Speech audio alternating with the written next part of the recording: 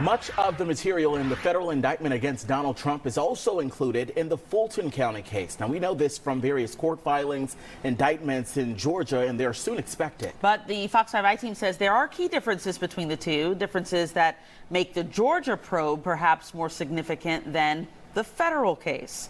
Fox 5 I team reporter Randy Travis talked to a longtime local prosecutor to get his take on that, Randy. That's right, Christine and Eric. Yeah, now that Donald Trump faces federal conspiracy charges for his actions in the 2020 election, some may wonder why the need now for the Fulton County case. Well, there are at least two major differences: pardons and the press.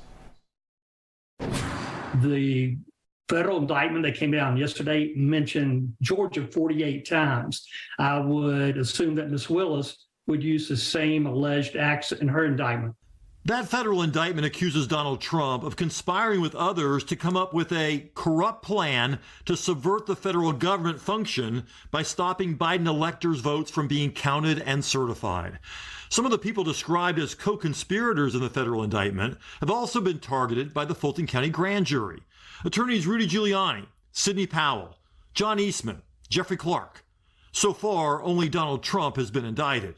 Thank you to South Carolina. A successful Trump re-election would give him the ability to pardon anyone convicted of a federal crime, perhaps even himself.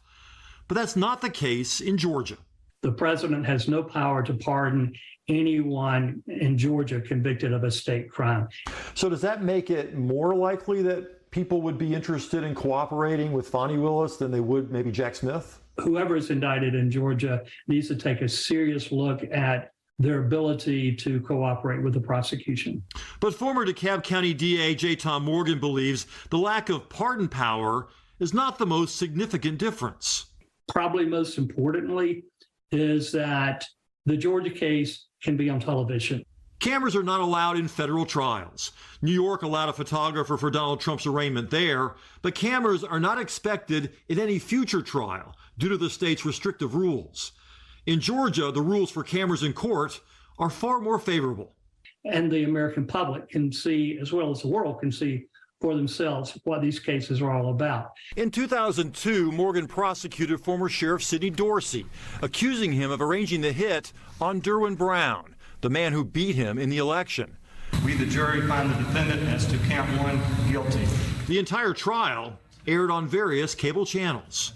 And that was a case where some people were wondering, were the charges worth it? But I thought the court of a public opinion was very important in that case. Well, we're assuming there are indictments, and let's just say they are. Do you think that the Fulton County case should go first because it will be on television and the other ones won't? Absolutely.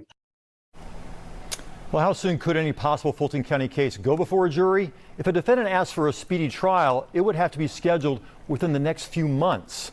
But no one expects any attorneys in this case to be asking for a speedy trial. Not in Fulton County. And Randy, there's so many factors in this. Could we be the last to indict, but the first for a trial here? It doesn't seem likely, Eric, but you can see Fani Willis making that argument, right? She could be telling Jack Smith, hey guys, I'm the only one that has a case, assuming she does have a case, where the voters would be able to see all the evidence and hear all the testimony before the 2024 election, because my case will be on television. And Jack Smith can't say that. So we'll see what happens if there's an indictment, what the scheduling looks like. We'll be covering a campaign and trials all next year, it seems like, no matter what happens. All right, thanks so much, Randy. You bet. Well, Georgia